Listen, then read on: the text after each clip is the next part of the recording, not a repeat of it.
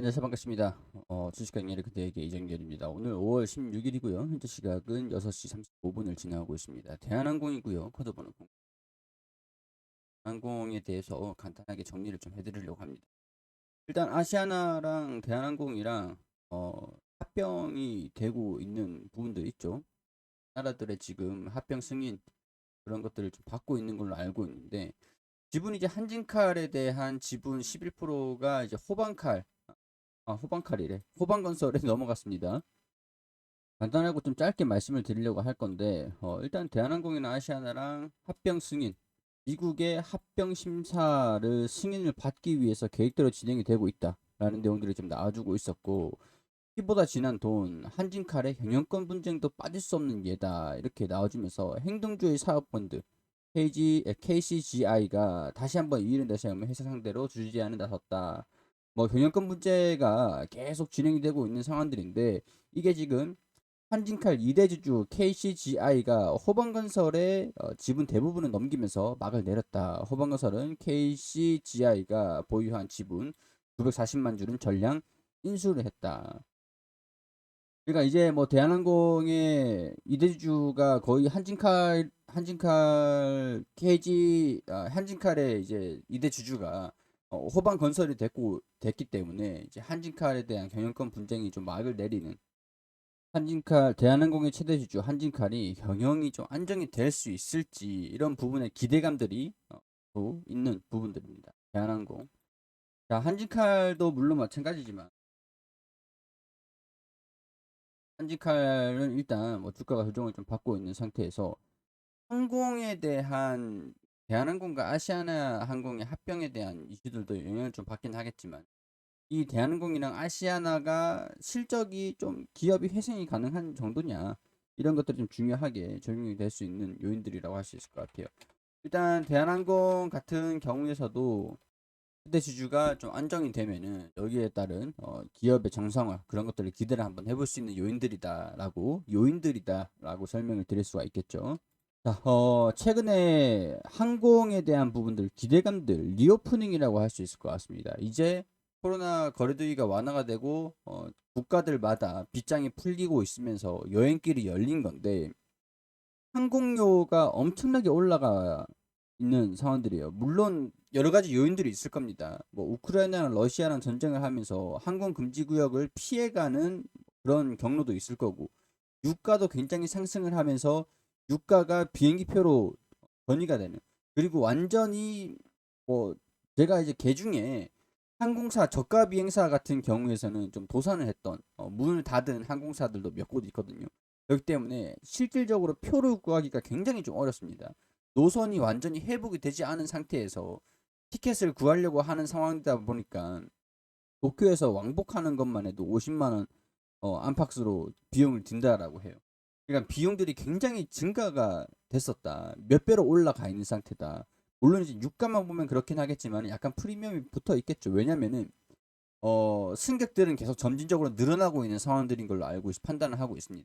승객들 국제 여객 수 뭐 계속 증가가 되고 있는 상태인데, 이게 노선이 없는 거죠.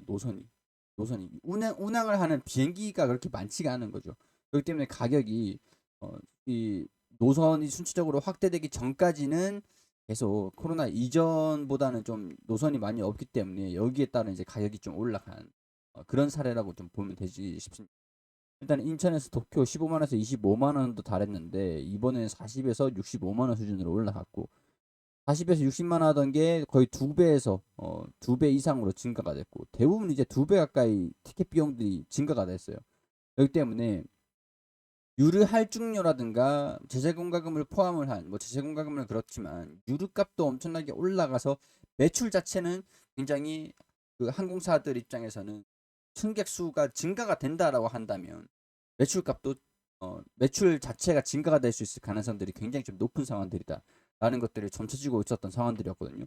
물론 이제 운임비, 항공 그리고 해운 운임비가 굉장히 좀 증가가 되고 있다 보니까 물동량이 좀 많은 상태였는데, 뭐 해운 같은 경우에서는 병목 형성이 발생을 하면서 계속 가격들이 올라가고 있었던 상황들이고, 이제 물류를 보내려고 해도 화물선을 구할 수가 없는 상황들 유지가 좀 되고 있었던 상황들이라, 이런 쪽으로도 계속 이제 화물 쪽으로 항공업계에서도 화물 쪽으로 계속 노선을 늘려왔었던 그런 상황들이라 이 노선을 다시 여객으로 옮기는데 시간은 다소 필요하긴 할 겁니다. 근데 아직까지는 항공 화물 같은 경우가 조금 아직까지는 수익성이 더 되는 상황들로 알고 있는데 여객이 다시 이전 수준으로 회복이 되면은 금방 이제 회복하는 건 좀 시기상조라고 업계에서 좀 보고 있는 상황들이긴 합니다.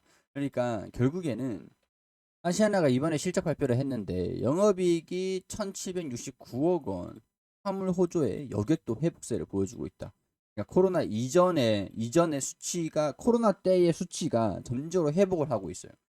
여객이 수요가 없었기 때문에 화물을 늘렸는데 여객이 회복세를 보이고 있으니까 이제 이런 수율들이 맞춰가겠죠. 근데 화물이 아직까지 좀 더 많기 때문에 티켓 값이 좀 더 비싼 거다라고 보고 있는 것도 있습니다. 그렇기 때문에 화물 사업도 호조가 이어지고 있는 상황인데 여기까지 회복을 하려는 모습들을 보여주고 있다라고 하면은 또 이번 흑자 전환이 유의미한 흑자 전환이다라고 보고 있는 것들이 되겠죠. 근데 이게 아시아나만 그럴까요? 대한항공도 똑같습니다. 대한항공도 똑같기 때문에 이런 항공업계에서의 실적 개선 기대감들이 이제는 반영이 될 필요가 있지 않겠나. 자, 여기서 얘기를 하는 게 러시아 우크라이나 침공 사태에도 영공 우회와 경유지 조정 등을 통해 유럽 노선 화물 운송량을 유지를 했다. 화물 운송 수요가 57%, 35%, 23% 각각 미주, 동남아, 유럽 노선 증가됐다. 유럽 같은 경우에서 비용이 더 증가가 될 거라고 봐요. 여기에서 해외 입국자 격리 면제 이후에 늘어나는 여행 수요에 맞춰 국제선 운항을 늘리고 있다. 자, 근데 경쟁사들이 많이 없어요. 저가 항공사 같은 경우에서도 노선을 많이 줄였었기도 하고 지금 이제 운항을 안 하고 도산을 했던 그 글로벌 저가 항공사들도 좀 있기 때문에 이런 부분에서도 충분히 수혜를 받을 수 있는 상황들이다라고 할 수 있을 것 같습니다. 자, 그럼 이렇게 회복이 되고 있는 그 항공업계에서 투자를 좀 하려고 결정을 해야 되는데, 자, 산업은 이렇게 회복을 된다라는 모습들을 우리가 확인을 했고, 누구의 어디에 투자를 해야 되느냐. 저는 여기서 좀 고민이 되는 게, 대한항공, 그리고 한진칼, 그리고 뭐 아시아나, 그리고 이 밑에 LCC 기업들이 있어요. 여기서 한진칼, 대한항공이나 아시아나가 매출이 증가된다라는 기대감으로 한진칼의 경영 정상화, 그리고 이 합병에 대한 수혜를 한진칼에 투자를 할 것이냐, 아니면은 단기적으로 이 항공업계에 회복이 되고 있는 직접 수혜를 확인할 수 있는 대한항공의 아시아나에 투자를 할 것이냐, 아니면 여기에서 이제 LCC, 시총이 작은 LCC에 투자를 해서 좀 더 이제 변동성을 이용을 해서 좀 더 높은 수익률을 기록을 해볼 것이냐. 이제 이런 부분인 것 같은데 각자의 매력이 있어요. 대한항공 같은 경우에서는 아시아나를 품는다라고 하는 부분들이래요. 한진칼 같은 경우에서 경영 정상화를 기대를 할 수 있는 것들이고 LCC 기업들 같은 경우에서도 이제 회복하는 실질적으로 대한항공이나 아시아나 같은 경우보다 시총이 좀 낮기 때문에 드라마틱한 그런 수익률을 기대를 하기 위해서 투자하는 입장에서는 시총이 조금 낮은 중소형 같은 경우 메리트가 좀 더 있긴 합니다.